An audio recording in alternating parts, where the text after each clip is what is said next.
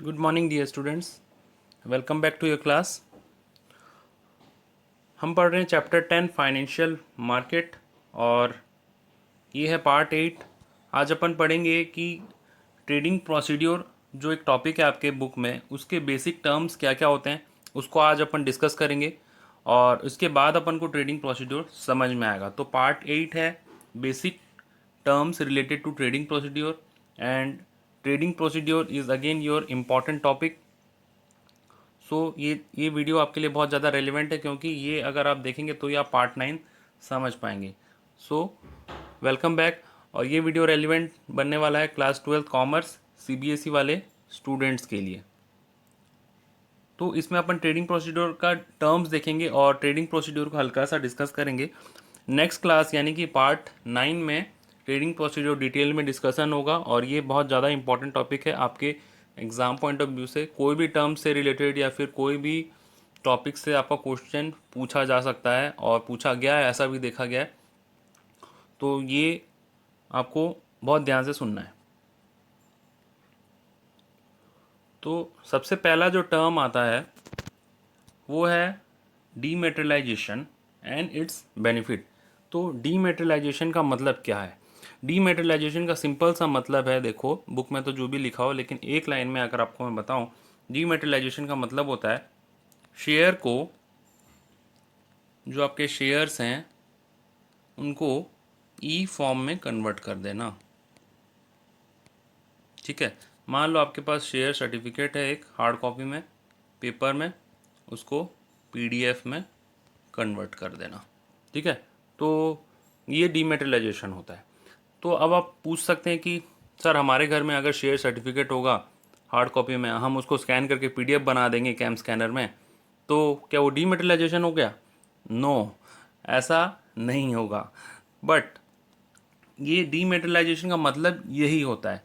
तो अब आप बोलेंगे ये करता कौन है डीमेटेरियलाइजेशन? डीमेटेरियलाइजेशन एक सिस्टम के थ्रू से होता है। उसमें स्टार्टिंग से ही शेयर को ई फॉर्म में ही रखा जाता है। पहले के टाइम में क्या होता था, शेयर्स को, फिजिकल शेयर्स का फिजिकल सर्टिफिकेट बनाया जाता था और उसको शेयर होल्डर्स तक पहुंचाया जाता था। बट अभी सिस्टम एडवांस हो गया है। अभी आज के ज़माने में हर चीज़ डिजिटल हो रहा है। तो डीमेटेरियलाइजेशन के बाद क्या होता है, जब भी शेयर होल्डर शेयर परचेज करता है, जैसे मान लीजिए शेयर होल्डर है हसमुख लाल, तो शेयर परचेज किया इसने, तो इसको ई फॉर्म में ही शेयर इसके पास आएगा। ठीक है, इसके पास ई फॉर्म में ही शेयर आएगा। क्लियर है ये चीज़? तो डीमेटेरियलाइजेशन का मतलब समझ में आ गया होगा। अब देखो, एक सेकेंड, हाँ, तो बुक में जो लिखा है वो एक बार मैं रीड आउट कर देता हूँ। Dematerialisation is a process where security held by investor in physical form are cancelled and investor is given an electronic entry or number so that he or she can hold it as electronic balance in account. अब ये जो यही लिखा है कि इसको जो share था, जो शेयर पहले था, उसको कन्वर्ट करके ई फॉर्म में कन्वर्ट कर दिया जाता है और उनको एक शेयर का नंबर दे दिया जाता है। शेयर का नंबर दे दिया जाता है और ये शेयर होल्डर को दिया जाता है ये शेयर। अब ये दिया कहाँ पे जाता है, रखा कहाँ पे जाता है? एक ऐसा अकाउंट है, ठीक है, एक ऐसा अकाउंट है जहाँ पे ये रखा जाता है। मान लो ये शेयर होल्डर को दिया गया,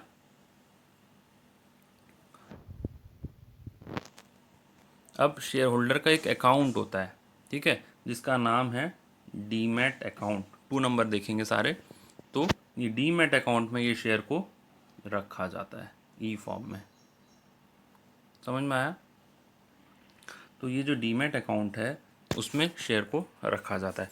मान लो शेयर होल्डर ने शेयर परचेज किया, तो क्या होता है, शेयर का आजकल ई फॉर्म दिया जाता है। ई फॉर्म में क्यों दिया जाता है? उसके बहुत सारे बेनिफिट हैं, उसको अपन डिस्कस करेंगे।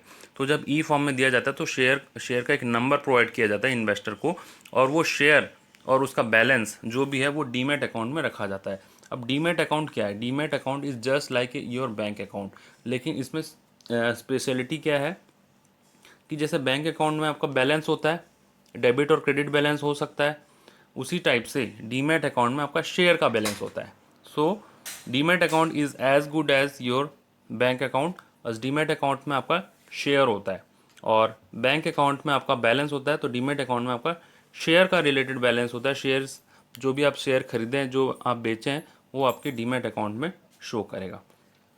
डीमेटेरियलाइजेशन क्या होता है समझ में आया, डीमैट अकाउंट क्या होता है वो समझ में आ गया। अब आगे देखते हैं। सो नाउ अब अभी अपन देखेंगे बेनिफिट्स ऑफ डीमेटेरियलाइजेशन। क्या क्या बेनिफिट है देखते हैं।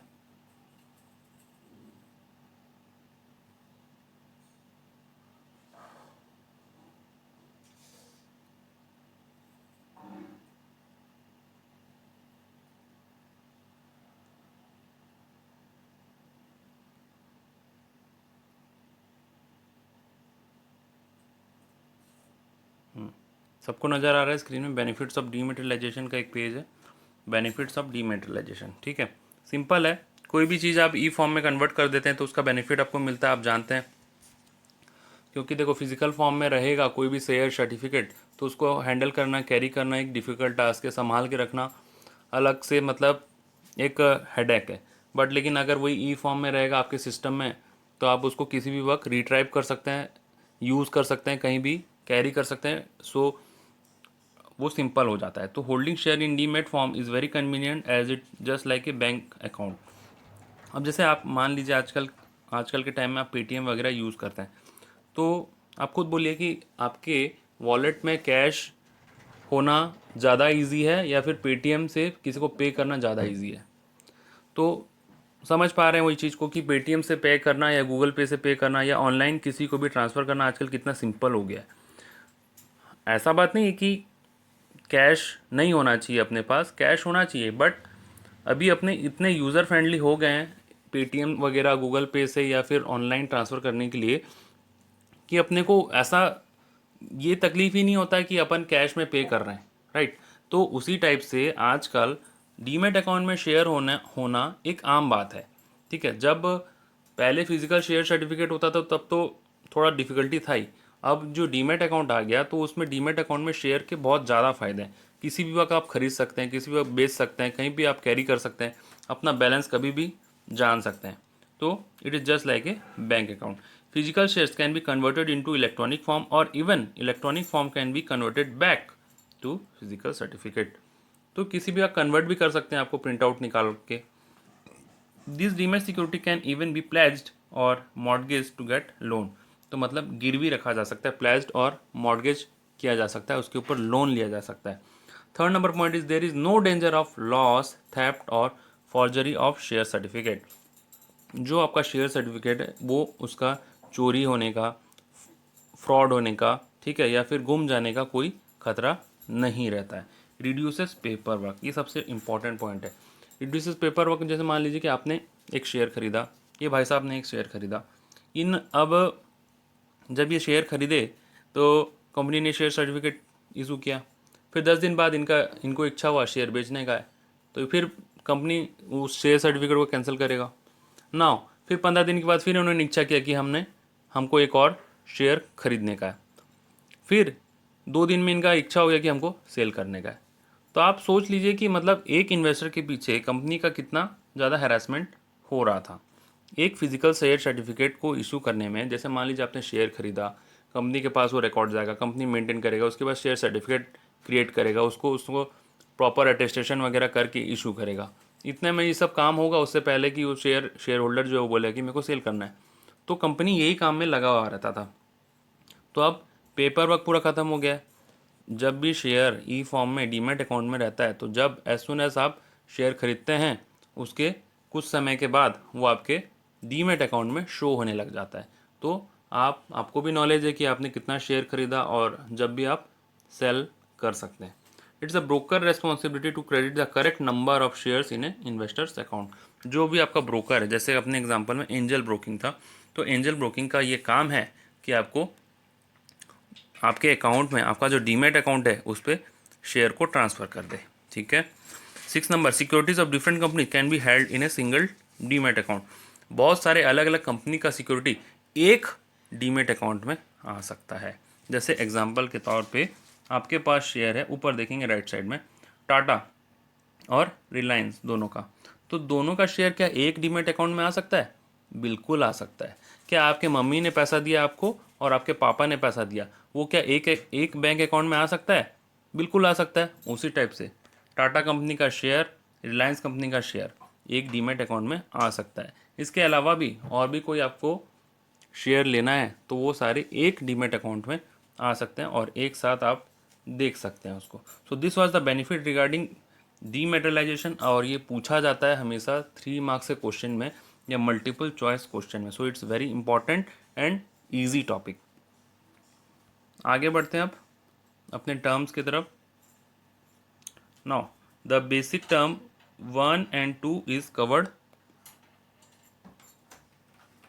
जो अपना बेसिक टर्म है डीमेटेरियलाइजेशन और उसका बेनिफिट हमने देखा। डीमेट अकाउंट क्या होता है ये हमने देखा, एक बार फिर मैं बता दूंगा। अब देखो,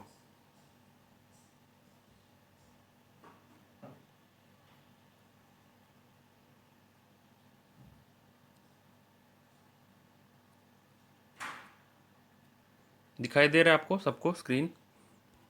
यहाँ पे टाटा कंपनी है, रिलायंस कंपनी है,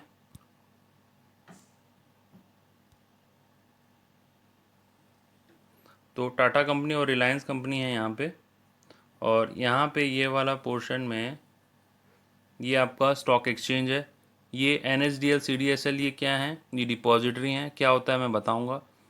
ये अपना broker, angel broking number 1 stock broking house, angel broker जो अपना शेयर वगैरह का काम करेगा, ये SEBI security exchange board of India, और ये इन्वेस्टर हंसमुख लाल। सो नाउ शेयर ही फॉर्म में कन्वर्ट होते हैं, उसको डीमेटेरियलाइजेशन बोलते हैं, और शेयर कन्वर्ट होके कहाँ आते हैं? डीमेट अकाउंट पे। अब अपन समझते हैं स्टार्टिंग से प्रोसीड्योर क्या है। हल्का सा एक आइडिया देता हूँ।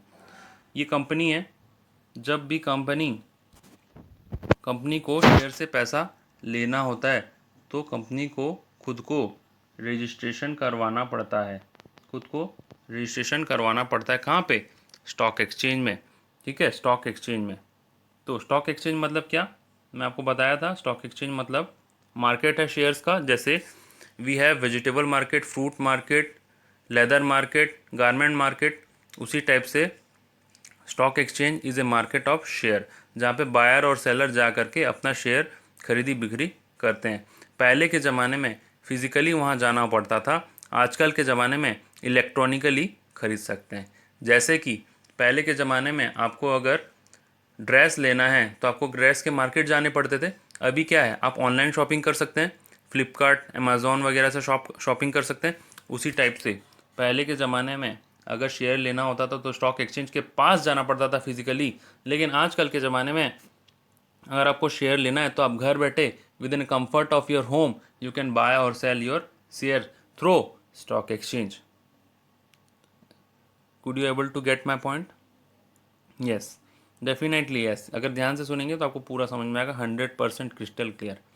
और मैं जो यहाँ पे आपको बताने वाला हूँ ये प्रैक्टिकल लाइफ में एग्जैक्टली ऐसा होता है। आपके बुक में थोड़ा कन्फ्यूजिंग दिया है, थोड़ा क्या, इनफैक्ट बहुत ही कन्फ्यूजिंग है। आप बुक से पढ़ेंगे बिल्कुल समझ में नहीं आएगा। यहाँ आपको मैं क्रिस्टल क्लियर सब कुछ बता दूंगा, उसके बाद आप बुक पढ़ेंगे तो आपको एकदम हर चीज़ समझ में आएगा बारीकी से। और ये प्रैक्टिकल लाइफ में ऐसा होता है, मैंने खुद किया हुआ है ट्रेडिंग, इसीलिए मैं आपको बता रहा हूँ इस डिटेल से। तो पहले क्या होता है, कंपनी खुद को रजिस्टर्ड करवाता है। ठीक है, कंपनी ने खुद को रजिस्टर करवाया किस, कहाँ पे? स्टॉक एक्सचेंज में। स्टॉक एक्सचेंज मतलब क्या है? शेयर का मार्केट। आप आज तक मैं आपको एक स्टॉक एक्सचेंज के बारे में बताया था। एग्जैक्टली अपने इंडिया में 2 बड़े स्टॉक एक्सचेंज है जिनका नाम है BSE ये वाला और NSE। BSE जैसे कि मैंने बताया था बॉम्बे में है, और NSE भी बॉम्बे में है। ध्यान से सुनिए, BSE और NSE 2 स्टॉक एक्सचेंज बड़े हैं इंडिया में और दोनों ही बॉम्बे में हैं। ठीक है, इसमें से पुराना कौन? BSE पुराना है, 1872 के आसपास का ये स्टॉक एक्सचेंज है, और NSE जो है वो नया है। NSE 1992 के आसपास का स्टॉक एक्सचेंज माना जाता है। So 2 big stock exchange are there, 2 leading stock exchanges are there in our country, that is BSE Bombay stock exchange, NSE national stock exchange.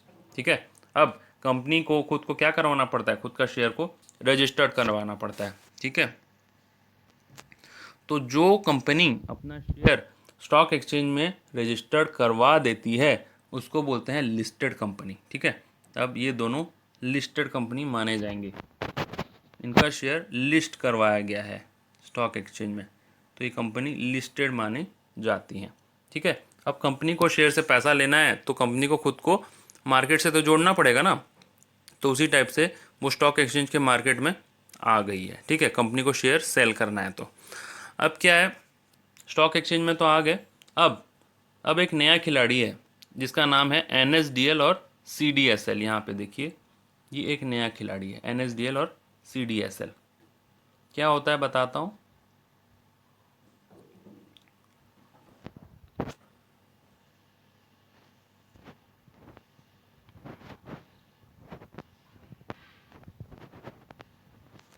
देखो NSDL और CDSL क्या हैं, ये डिपॉजिटरी हैं।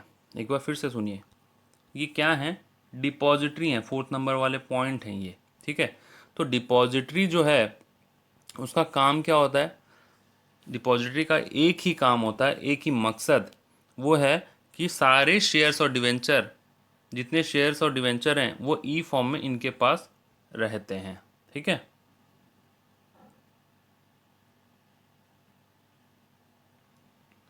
तो मैंने बोला कि सारे शेयर्स और डिवेंचर इंडिया के इसके यहाँ पे रजिस्टर्ड होते हैं। और देखो, कंपनी ने अपने अपने आप को रजिस्टर करवाया यहाँ पे स्टॉक एक्सचेंज में, तो कंपनी ने अपने आप को रजिस्टर्ड करवाया यहाँ पे, इसके बाद ही कंपनी बन गई लिस्टेड कंपनी। ठीक है ना, और उसके बाद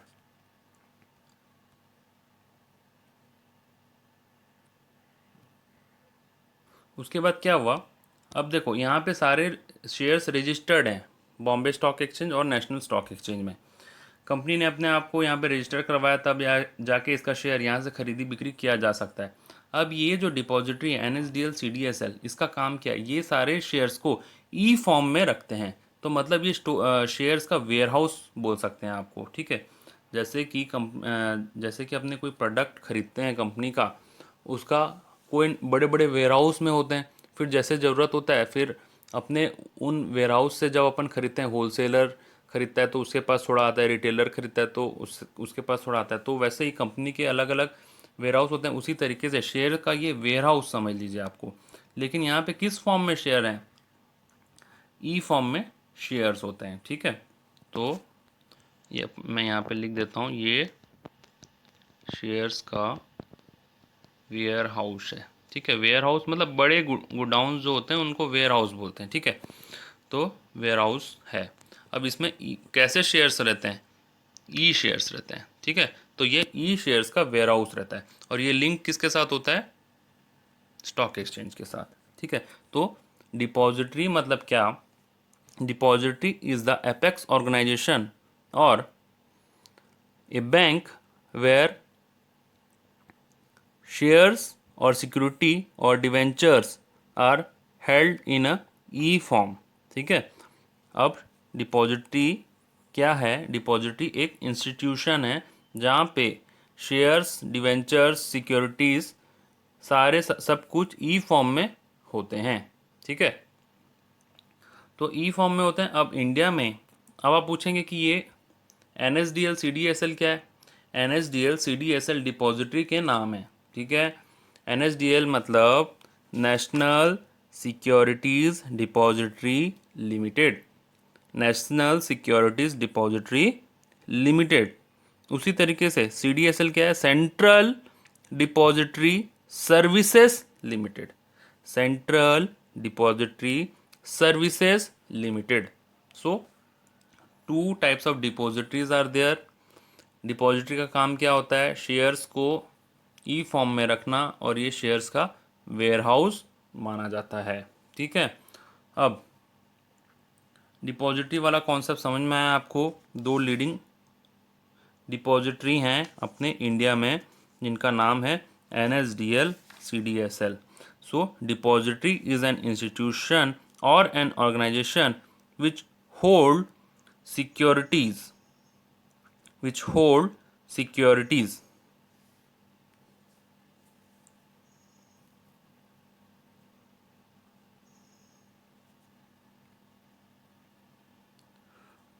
तो ये सब समझ में आया कि मतलब जैसे कंपनी कंपनी अपने आप को लिस्टिंग करवाया तो अब वो अपना शेयर खरीदी बिक्री कर सकता है। और ये कौन, ये है डिपॉजिटरी। कितने टाइप के डिपॉजिटरी होते हैं, दो टाइप के। इनका काम क्या होता है, ये शेयर को होल्ड करके रखते हैं। किस फॉर्म में, ई फॉर्म में। और ऑल ओवर इंडिया का सारा शेयर्स इन्हीं के पास होल्ड किया हुआ होता है। So for sake of understanding you can assume it as a big warehouse containing shares of all the companies। ठीक है। अब मान लो इन्वेस्टर को खरीदना है तो क्या यहाँ डायरेक्ट जा सकता है क्या, वो नहीं जा सकता। So there is a need of depository participants. तो एक ऐसा इंसान है जो कि यहाँ जा सकता है, और उसको बोलते हैं हम depository participant. So who is depository participant, depository participant कौन कौन हो सकते हैं ये मैं बताता हूँ आपको, एक मिनट। सो डिपॉजिटरी पार्टिसिपेंट,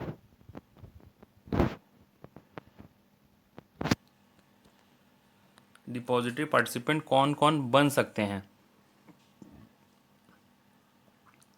पहला तो बैंक बन सकता है,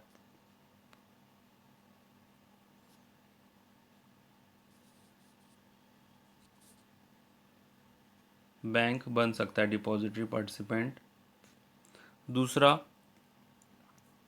फाइनेंशियल इंस्टीट्यूशन,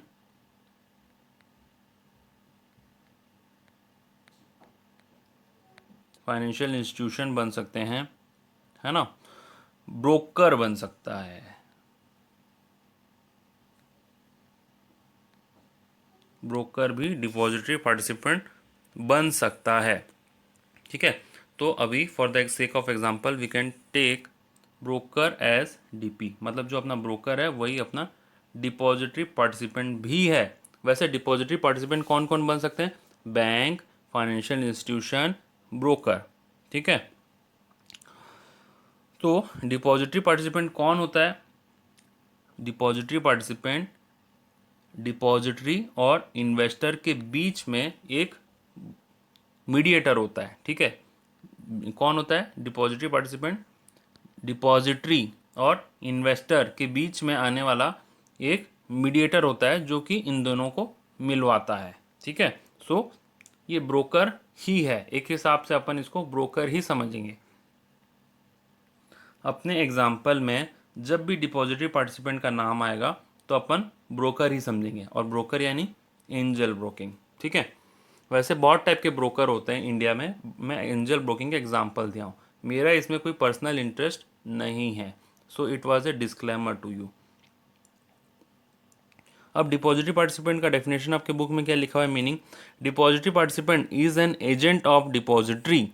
तो डिपॉजिटरी पार्टिसिपेंट यानी कि ये कौन होता है, is an agent of depository, इसका एजेंट होता है। ठीक है। सो डिपॉजिटरी का एजेंट होता है। ठीक है। An investor has to interact with, has only to interact with DP. ये कौन है, डिपॉजिटरी पार्टिसिपेंट या ब्रोकर, जो भी समझ लीजिए आप इसको। अब जो इन्वेस्टर है इसको इसी से डील करना है। इन्वेस्टर यहाँ डायरेक्ट नहीं जा सकता, इन्वेस्टर को डीपी से ही डील करना है। डीपी या ब्रोकर एक ही चीज़ है, मैं बता चुका हूँ आपको। डीपी या ब्रोकर एक ही चीज़ है। हमारे एग्जाम्पल में हम डिपॉजिटरी पार्टिसिपेंट मतलब ब्रोकर ही समझेंगे। ठीक है, आप कंफ्यूज ना होएं। तो अब जो इन्वेस्टर है, जो हसमुख लाल है, उसको अगर शेयर खरीदी या बिक्री करना है तो वो डीपी के पास जाएगा, यानी कि ब्रोकर के पास जाएगा। और ब्रोकर किससे कनेक्टेड होता है, डिपॉजिटरी से। डिपॉजिटरी किससे कनेक्टेड होता है, स्टॉक एक्सचेंज से। और ये तो कंपनी है जो कि शेयर सेल कर रहे हैं। As per SEBI guidelines any financial institution the share broker bank can become DP, मैं बता चुका आफ्टर रजिस्ट्रेशन विद सेबी। अभी ऊपर में सेबी बैठा हुआ है। अब डीपी जो है इससे रजिस्ट्रेशन होना ज़रूरी है। मतलब सेबी बोलेगा कि जैसे मान लो एंजल ब्रोकिंग सेबी के पास जाएगा, बोलेगा कि सेबी मैं डीपी बन जाऊं क्या? तो सेबी बोलेगा हाँ बन जा। तो मतलब अगर सेबी ने हाँ बोला, यस बोला, तो ही वो बन सकता है। मतलब सेबी से ऑथराइजेशन मिला होना चाहिए। अगर सेबी ने मना कर दिया तो एंजल ब्रोकिंग नहीं होता। अभी सेबी ने हाँ बोला होगा एंजल ब्रोकिंग को, तभी एंजल ब्रोकिंग डिपॉजिटरी पार्टिसिपेंट का काम करता है। तो क्या इन्वेस्टर डायरेक्ट डिपॉजिटरी में जा सकता है? नहीं। क्या इन्वेस्टर डिपॉजिटरी पार्टिसिपेंट में जा सकता है? हाँ। डिपॉजिटरी पार्टिसिपेंट क्या ब्रोकर होता है? हाँ। तो क्या अगर इन्वेस्टर को शेयर खरीदना होगा तो वो कहाँ जाएगा? डिपॉजिटरी पार्टिसिपेंट के पास। डिपॉजिटरी पार्टिसिपेंट कौन होता है? वो एक ब्रोकर होता है। उसको क्या ऑथराइजेशन मिलना चाहिए सेबी से? यस। सेबी से ऑथराइजेशन मिलने के बाद ही वो अपना ब्रोकिंग का काम कर सकता है, ब्रोकरेज का काम जो भी है वो कर सकता है। डिपॉजिटरी कौन होता है? वो एक वेयरहाउस टाइप का होता है जहाँ पे सारे कंपनी का शेयर रखा होता है। डीमेट अकाउंट मतलब क्या? डीमेट अकाउंट मतलब it is just like your bank account. हाँ, डीमेट अकाउंट के बारे में एक और चीज़ बता दूँ। अब जब आप डिपॉजिटरी पार्टिसिपेंट के पास जाएगा ना, इन्वेस्टर डिपॉजिटरी पार्टिसिपेंट के पास जाएगा तो ये डिपॉजिटरी पार्टिसिपेंट है वो उसको एक अकाउंट खुलवा करके देगा। ठीक है, इसी को बोलते हैं डीमेट अकाउंट। ठीक है, और डीमेट अकाउंट क्या होता है? डीमेट अकाउंट में इन्वेस्टर का शेयर ई फॉर्म में रखा होता है। ठीक है, समझ में आया आपको? मैं थोड़ी देर पहले भी बताया था। देखो, इन्वेस्टर ने शेयर खरीदा तो क्या होगा? इन्वेस्टर का शेयर डीमेट अकाउंट में आ जाएगा। डीमेट अकाउंट कहाँ खुलवाया जा सकता है? कोई भी डिपॉजिटरी पार्टिसिपेंट के पास खुलवाया जा सकता है। हमारे एग्जांपल में डिपॉजिटरी पार्टिसिपेंट का मतलब है ब्रोकर, तो हम ये समझेंगे कि इन्वेस्टर का डीमेट अकाउंट ब्रोकर के पास खुलवाया जा सकता है। ठीक है, अब क्या डीमेट अकाउंट और बैंक अकाउंट एक ही है? नो, डीमेट अकाउंट अलग है, बैंक अकाउंट अलग है। बैंक अकाउंट तो आप देखे ही होंगे, इनफैक्ट आप सभी का बैंक अकाउंट होगा कोई भी बैंक में। लेकिन डीमेट अकाउंट में क्या होता है? सिर्फ शेयर्स होते हैं। ठीक है, क्या एक डीमेट अकाउंट में एक से ज़्यादा कंपनी के शेयर हो सकते हैं? यस, बिल्कुल हो सकते हैं। यहाँ पे एग्जांपल इस पर इसलिए मैं रखा हूँ, टाटा और रिलायंस दोनों कंपनी का शेयर अगर आपने परचेज किया तो दोनों कंपनी के शेयर एक ही डीमेट अकाउंट में हो सकते हैं। समझ में आ गया होगा आपको? एक बार फिर से मैं सारा कुछ रिवाइज करवा देता हूँ। देखो, डीमेटेलाइजेशन एंड बेनिफिट। डीमेटेलाइजेशन मतलब क्या है कि शेयर को ई फॉर्म में कन्वर्ट कर दिया जाता है और शेयर होल्डर के डीमेट अकाउंट में ट्रांसफ़र कर दिया जाता है। इसका बेनिफिट क्या है? बेनिफिट ये है कि शेयर को कैरी करना इजी है। शेयर को कोई चोरी नहीं कर सकता, कोई फॉर्जरी नहीं कर सकता उसके साथ, कोई धोखाधड़ी नहीं कर सकता। ठीक है, कोई फ्रॉड नहीं कर सकता। और शेयर को लोन में भी रखा जा सकता है, गिरवी रखा जा सकता है। इससे पेपर वर्क भी कम होता है। तो ये सारे बेनिफिट हैं किसके? डीमेटेलाइजेशन का। डीमेट अकाउंट मतलब क्या होता है? डीमेट अकाउंट मतलब एक ऐसा अकाउंट जहाँ पे इन्वेस्टर का शेयर्स होता है। और डीमेट अकाउंट कहाँ खुलवाया जाता है? ब्रोकर के पास खुलवाया जा सकता है। डीमेट अकाउंट में क्या बैलेंस भी होते हैं? बैंक बैलेंस जैसे शेयर के बैलेंस होते हैं, पैसे के बैलेंस नहीं होते।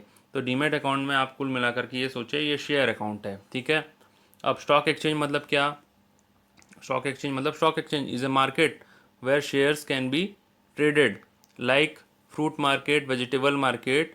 शेयर मार्केट भी होता है जहाँ पे शेयर आप खरीद सकते हैं। अभी ये सारा सिस्टम ऑनलाइन हो गया है। जैसे कि आप ऑनलाइन शॉपिंग करते हैं, पहले के ज़माने में आप मार्केट जा करके शॉपिंग करते थे, उसके लिए मार्केट आपको फिजिकली जाना पड़ता था। अभी आप घर बैठे with the comfort of your home you can buy and sell your product. Likewise अभी आप with a comfort of your home you can buy and sell shares. और दो लीडिंग स्टॉक एक्सचेंज है जिनका नाम है बॉम्बे स्टॉक एक्सचेंज और national stock exchange. दोनों बॉम्बे में ही हैं, दोनों मुंबई में ही हैं। इसमें से पुराना कौन? बीएससी। नया कौन? एनएससी। अब कंपनी के शेयर यहाँ पे रजिस्टर्ड हैं। ये है स्टॉक एक्सचेंज। स्टॉक एक्सचेंज के बारे में अपन जान गए। स्टॉक एक्सचेंज में शेयर ट्रेडेड होते हैं, खरीदी बिक्री किए जाते हैं। क्या यहाँ पे शेयर रखे होते हैं? नहीं रखे होते हैं। शेयर कहाँ रखे होते हैं? शेयर यहाँ रखे होते हैं। ये कौन? डिपॉजिटरी। तो डिपॉजिटरी एक ऐसा इंस्टीट्यूशन है जहाँ पे शेयर स्टोर करके रखे गए होते हैं। ये सारे कंपनी के शेयर यहाँ पे होते हैं, ठीक है। अब ये शेयर का वेयर हाउस माना जाता है। लेकिन एक इन्वेस्टर का शेयर, पर्टिकुलर एक इन्वेस्टर का शेयर कहाँ होगा? उसके अपने डीमेट अकाउंट में होगा। लेकिन सारे कंपनी का शेयर कहाँ पे होगा? डिपॉजिटरी में होगा। इंडिया में कितने टाइप के डिपॉजिटरी हैं? 2 टाइप के, NSDL और CDSL। अब क्या इन्वेस्टर डायरेक्ट डिपॉजिटरी से कांटेक्ट कर सकता है क्या? नहीं कर सकता। तो इसीलिए देर is a need of mediator, जिसको बोलते हैं डिपॉजिटरी पार्टिसिपेंट। डिपॉजिटरी पार्टिसिपेंट कौन होता है? ब्रोकर होता है, और वो हेल्प करता है इन्वेस्टर और डिपॉजिटरी को मिलाने में हेल्प करता है, ठीक है। So depository participant is a broker, financial institution और bank. So depository participant may be bank, financial institution or broker. Depository participant may be bank, financial institution or broker. In our example, depository participant means broker, ठीक है। तो अब depository participant क्या करेगा? ये share holder को help करेगा depository से कांटेक्ट करने में। मान लीजिए शेयर होल्डर को एक शेयर खरीदना है यहाँ से, तो वो डायरेक्ट नहीं खरीद सकता, तो वो डिपॉजिटरी पार्टिसिपेंट के हेल्प से वहाँ से खरीद सकता है। डिपॉजिटरी पार्टिसिपेंट इन्वेस्टर का एक डीमेट अकाउंट खोल करके देगा, और जितना शेयर ये इन्वेस्टर खरीदा होगा वो उसके डीमेट अकाउंट में क्रेडिट कर देगा। So it's a duty of depository participant or broker, दोनों एक ही चीज़ है। तो it's a responsibility of broker to credit the correct number of share in investor account. Investor का जो डीमेट अकाउंट है उसमें सही शेयर को क्रेडिट करना, ये उसका ड्यूटी है, ठीक है। So this was the concept related to basic trading procedure. Next class में अपन ट्रेडिंग प्रोसीड्योर पूरे डिटेल के साथ समझेंगे, कैसा प्रोसीड्योर होता है, क्या होता है, सारा कुछ समझेंगे। वैसे हल्का सा आज आपको समझ में आ गया होगा, बट आपको आज मेरा मकसद था कि ये सारे टर्म्स समझाना। DP कौन होता है, डिपॉजिटरी कौन होता है, इन्वेस्टर क्या होता है, स्टॉक एक्सचेंज क्या होता है, ठीक है, सेबी कौन होता है, ये सारा कुछ समझाना मेरा मकसद था। नेक्स्ट क्लास में ये टर्म्स को मैं नहीं समझाऊंगा, डायरेक्ट मैं आपको ट्रेडिंग प्रोसीड्योर समझाऊंगा। So part 8 is very important, बहुत ध्यान से देखिएगा। अगर आपने नहीं समझ में आया आपको कोई चीज़, आप एक बार वीडियो को फिर से देख लीजिए। आधे घंटे का वीडियो कोई ज़्यादा नहीं है, मैं गारंटी के साथ बोलता हूँ कि आपको पूरा हर कुछ समझ में आ जाएगा, सब कुछ। तो पार्ट 9 में फिर आपको दिक्कत नहीं होगा। और ये इंपॉर्टेंट भी है एग्ज़ाम पॉइंट ऑफ व्यू से, क्योंकि एग्जाम पॉइंट ऑफ व्यू से जब तक आपको कॉन्सेप्चुअल क्लैरिटी नहीं मिलता ये सब चीज़ का, you can't answer any question, ठीक है। तो आपको ट्रेडिंग प्रोसीड्योर से रिलेटेड भी आप क्वेश्चन नहीं कर पाएंगे, बहुत कंफ्यूजिंग हो जाएगा। और बुक में तो इतना कंफ्यूजिंग तरीके से दिया हुआ है कि आपको कुछ समझ में ही नहीं आएगा। सो ये था class related to basic terms related to trading procedure. I hope कि आपको वीडियो अच्छा लगा होगा, और वीडियो अच्छा लगा तो लाइक बटन ज़रूर दबाइएगा। आपके लाइक से मुझे अच्छा लगता है कि इतने सारे लाइक्स मिल गए। और चैनल को सब्सक्राइब करेंगे तो आपको इस टाइप का वीडियो मिलता रहेगा। आपका बिजनेस स्टडी से रिलेटेड जो सब्जेक्ट है उसके रिलेटेड सारा एक एक टॉपिक का आपका वीडियो मिलता रहेगा, तो ये आपका फ़ायदा होगा। Thank you for watching this video, thank you for coming to the class, have a good day, bye bye.